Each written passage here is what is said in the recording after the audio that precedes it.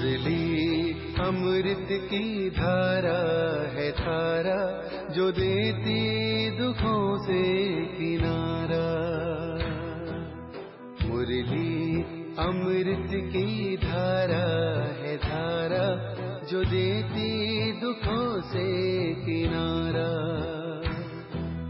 भूले जीवन में हो जाए शिव बाबा मुरली में समझाए। भूले जीवन में हो जाए शिव बाबा। ओम शांति। आज की तारीख है 5/7/2024 के बाबा के साकार महावाक्य। मीठे बच्चे, याद से ही बैटरी चार्ज होगी, शक्ति मिलेगी, आत्मा सतो प्रधान बनेगी। इसलिए याद की यात्रा पर विशेष टेंशन दो। बाबा ने प्रश्न पूछा, जिन बच्चों का प्यार एक बाप से है उनकी निशानी क्या होगी? बाबा ने उत्तर दिया, नंबर 1, यदि एक बाप से प्यार है तो बाप की नज़र उन्हें निहाल कर देगी। नंबर 2, वे पूरा नष्टो मोहा होंगे। नंबर 3, जिन्हें बेहद के बाप का प्यार पसंद आ गया वह और किसी के प्यार में फंस नहीं सकते। नंबर 4, उनकी बुद्धि झूठ खंड के झूठे मनुष्य से टूट जाती है। बाबा तुम्हें अभी ऐसा प्यार देते हैं जो अविनाशी बन जाता है। सतयुग में भी तुम आपस में बहुत प्यार से रहते हो। ओम शांति।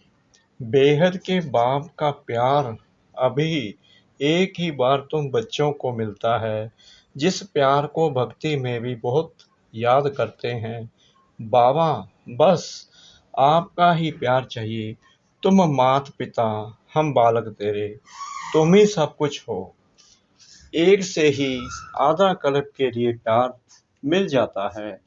तुम्हारे इस रूहानी प्यार की महिमा अपरम अपार है। बाप ही तुम बच्चों को शांति धाम का मालिक बनाते हैं। अभी तुम दुख धाम में हो, अशांति और दुख में सब चिल्लाते हैं। धनी धोनी किसका नहीं है, इसलिए भक्ति मार्ग में याद करते हैं। परंतु कायदे सिर भक्ति का भी समय होता है, आधा कल्प। यह तो बच्चों को समझाया है, ऐसे नहीं कि बाप अंतर्यामी है। बाप को सबके अंदर जानने की दरकार ही नहीं। वह तो थॉट रीडर्स होते हैं, वह भी यह विद्या सीखते हैं। यहाँ वह बात ही नहीं। बाप आते हैं, बाप और बच्चे ही ये सारा पाठ बजाते हैं। बाप जानते हैं सृष्टि का चक्कर कैसे फिरता है, उसमें बच्चे कैसे पाठ बजाते हैं। ऐसे नहीं कि वह हर एक के अंतर को जानते हैं।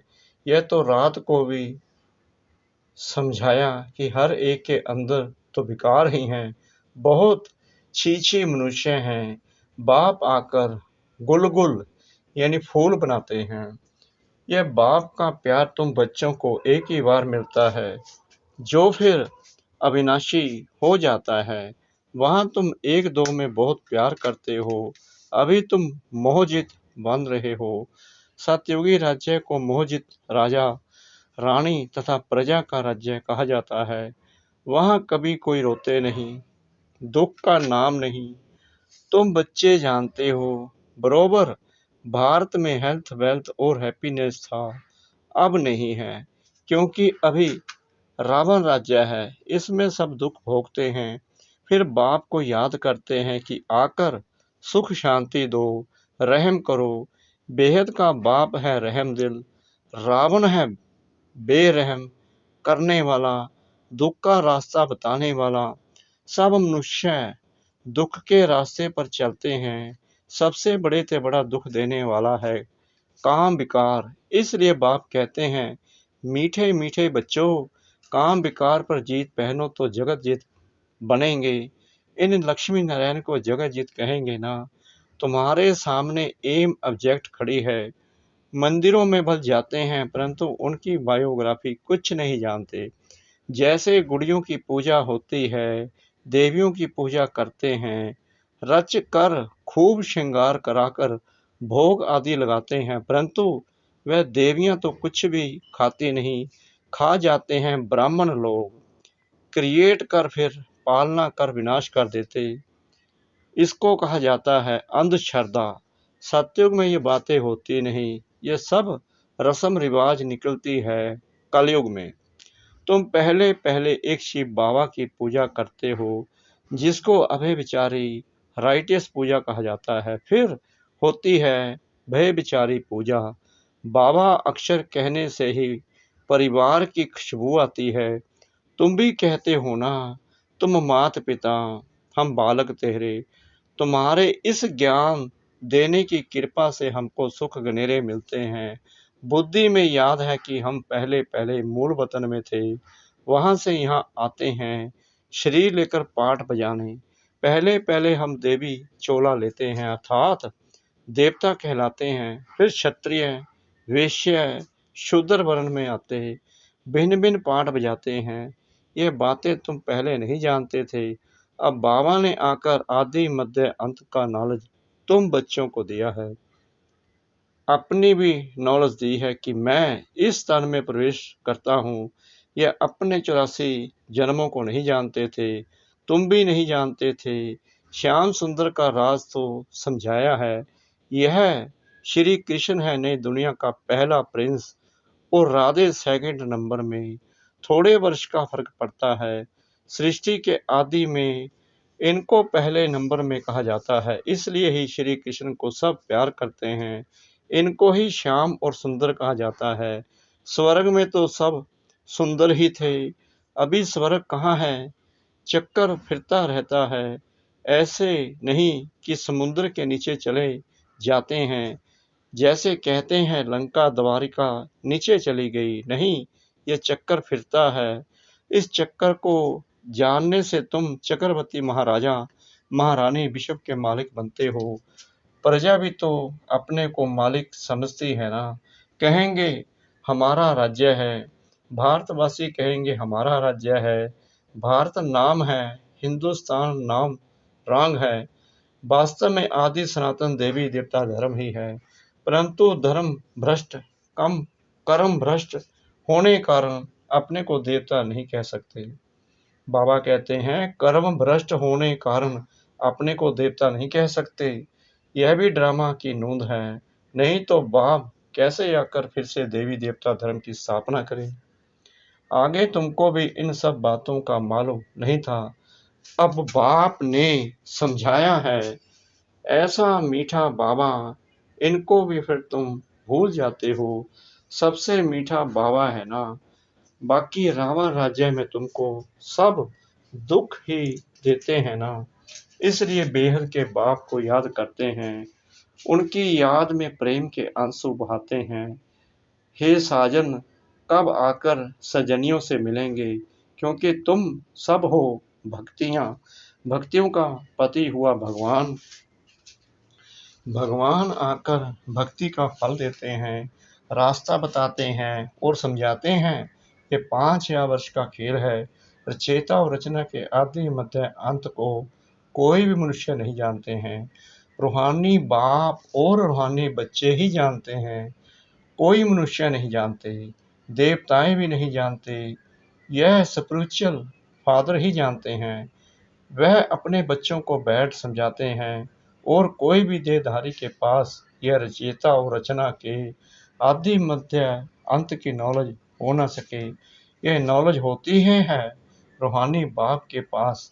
उनको ही ज्ञान ज्ञानेश्वर कहा जाता है।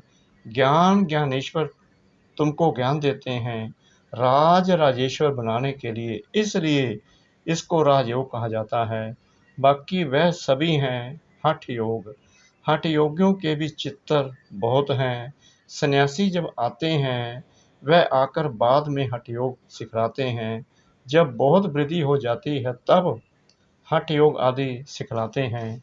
बाप ने समझाया है, मैं आता ही हूँ संगम पर, आकर राजधानी स्थापन करता हूँ।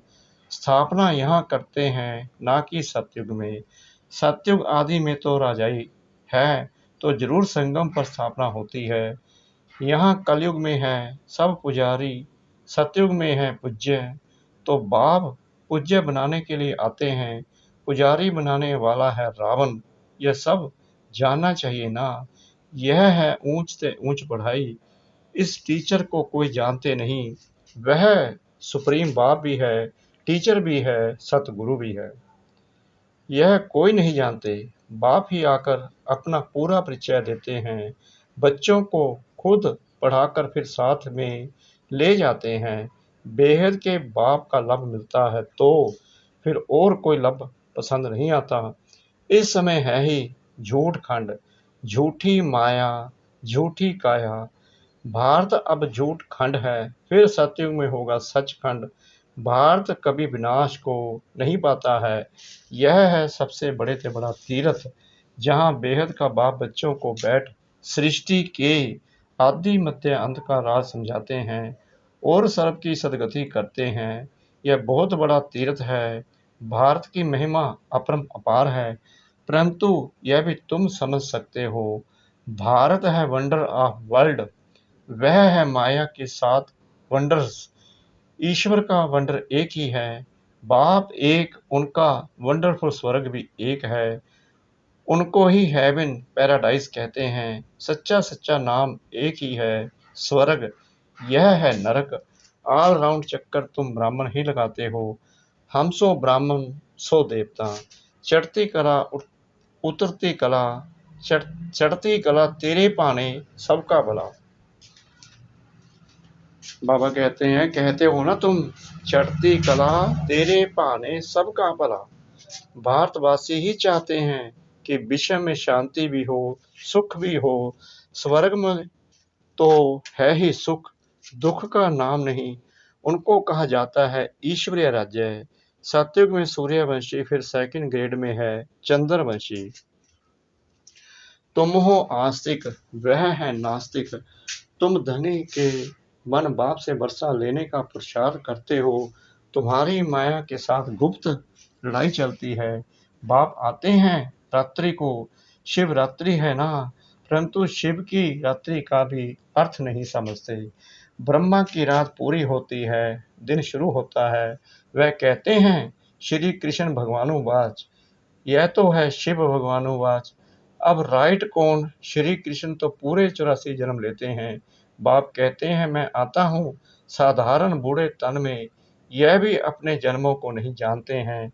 बहुत जन्मों के अंत में जब पतित बन जाते हो तो पतित सृष्टि, पतित राज्य में आता हूँ।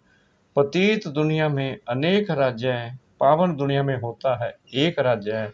हिसाब है ना। भक्ति मार्ग में जब बहुत नौंदा भक्ति करते हैं, सिर काटने पर आ जाते हैं, तब उनकी मनोकामना पूरी होती है। बाकी उसमें रखा कुछ भी नहीं है। उसको कहा जाता है नौदा भक्ति। जब से रावण राज्य शुरू होता है, तब से भक्ति के कर्म कांड की बातें मनुष्य पढ़ते पढ़ते नीचे आ जाते हैं। कहते हैं व्यास भगवान ने शास्त्र बनाए, क्या क्या बैठ लिखा है। भक्ति और ज्ञान का राज अभी तुम बच्चों ने समझा है। सीढ़ी और झाड़ में यह सब समझानी है।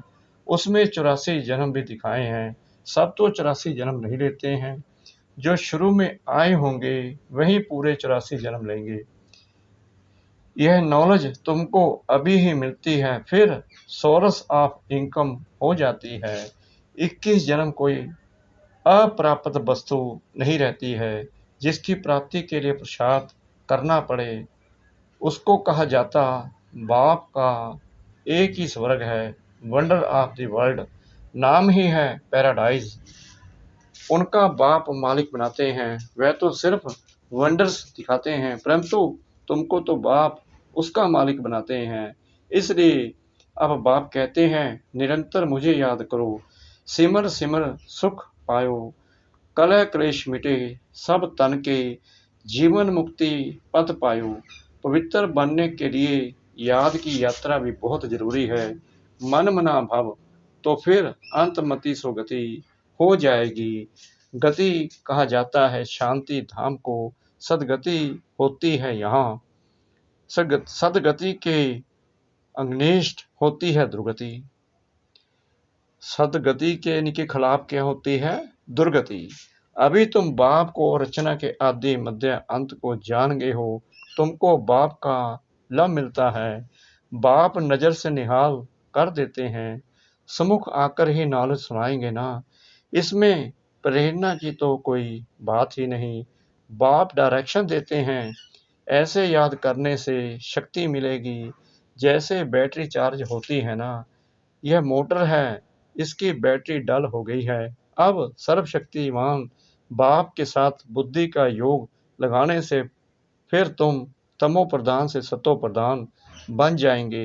बैटरी चार्ज हो जाएगी। बाप ही आकर सबकी बैटरी चार्ज करते हैं। सर्वशक्तिमान बाप ही है। ये मीठी मीठी बातें बाप ही बैठ समझाते हैं। वह भक्ति के शास्त्र तो जन्म जन्मांतर पढ़ते आए हो। अब बाप सब धर्म वालों के लिए एक ही बात सुनाते हैं। कहते हैं अपने को आत्मा समझ, बाप को याद करो तो तुम्हारे पाप कट जाएंगे। अब याद करना तुम बच्चों का काम है, इसमें मूंझने की तो बात ही नहीं है। पतित पावन एक बाप ही है, फिर पावन बन सब घर चले जाएंगे। सबके लिए ये नॉलेज है। यह है सहज राजयोग और सहज ज्ञान। अच्छा, मीठे मीठे सिकला दे बच्चों प्रति माता पिता बाप दादा का याद प्यार और गुड मॉर्निंग। रूहानी बाप की रूहानी बच्चों को नमस्ते। हम रूहानी बच्चों की रूहानी बाप दादा को श्रद्धा भरी प्रेम भरी नमस्ते। शुक्रिया बाबा, शुक्रिया बाबा, शुक्रिया बाबा।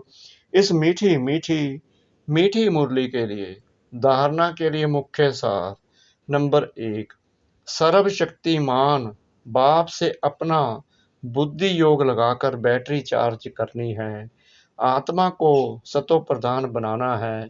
याद की यात्रा में कभी मूझना नहीं है। नंबर 2, पढ़ाई पढ़कर अपने ऊपर आपे ही कृपा करनी है। बाप समान प्यार का सागर बनना है। जैसे बाप का प्यार अविनाशी है, ऐसे सबसे अविनाशी सच्चा प्यार रखना है। मोह जीत बनना है।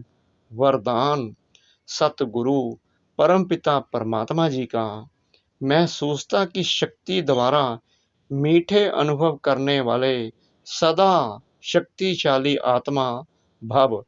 यह महसूसता की शक्ति बहुत मीठे अनुभव कराती है। कभी अपने को बाप के नूरे रतन आत्मा अर्थात नैनों में समाई हुई श्रेष्ठ बिंदु महसूस करो।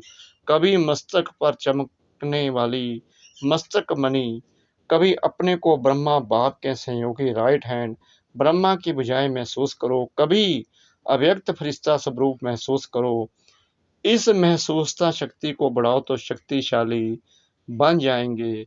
फिर छोटा सा दाग भी स्पष्ट दिखाई देगा और उसे परिवर्तन कर लेंगे। स्लोगन सर्व के दिल की दुआएं लेते चलो तो आपका पुरुषार्थ सहज हो जाएगा।